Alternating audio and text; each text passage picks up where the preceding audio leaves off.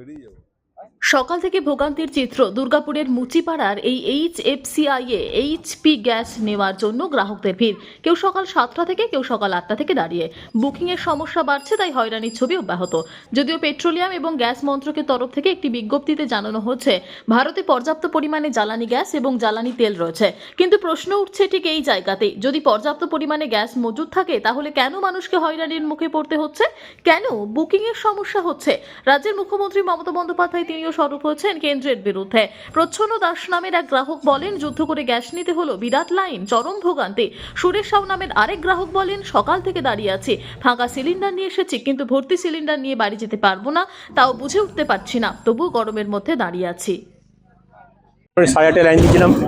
যুদ্ধ করে বেরোলেন তো? হ্যাঁ, যুদ্ধ করে বেরোলাম। হ্যাঁ, এই যুদ্ধ কবে যে কদিন চলবে সেটা বোঝা মুশকিল।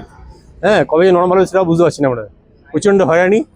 হ্যাঁ, এবার জানি না আর কদিন চলবে হবে। গ্যাস বুকিং করতে পেরেছিলেন? ব্যাস করতে বেজার প্রথমবার হয়নি, দ্বিতীয়বার আমাদের নাম্বার নিয়ে আমাদের করা হয়েছে। এই গরমের মধ্যে এই হয়রানির মুখে পড়তে হচ্ছে। কী করবো বলুন, না তো ঘরে জ্বালানি হবে না, খাওয়া দাওয়া কিছুই হবে না।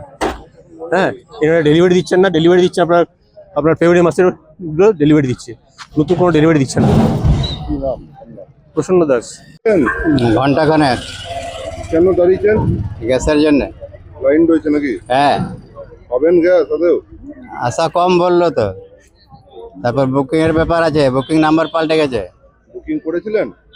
না, এখানে এসে রেজিস্ট্রেশন করালাম। এমনিতে কি এই লাইনে এখান থেকে নিয়ে যেতেন না ঘরে দিয়ে আসতেন? না, ঘরে দিয়ে আসছে। মানে কদিন থেকে ঘরে গ্যাস নেই? হয়ে গেল, এক সপ্তাহ হয়ে গেল। কতটা সমস্যা হচ্ছে? সমস্যা এবার কয়লা ঘুটে সব জোগাড় করতে হচ্ছে, গ্যাস নাই, সিঙ্গেল সিলিন্ডার না। কত 2-3 ঘন্টা দাঁড়িয়ে আছেন নাকি? হ্যাঁ, 2 ঘন্টা হয়ে গেল। কি নাম আপনার? সুরেশ সাউ, কিসের কি গ্যাস আপনাদের? এইচপি।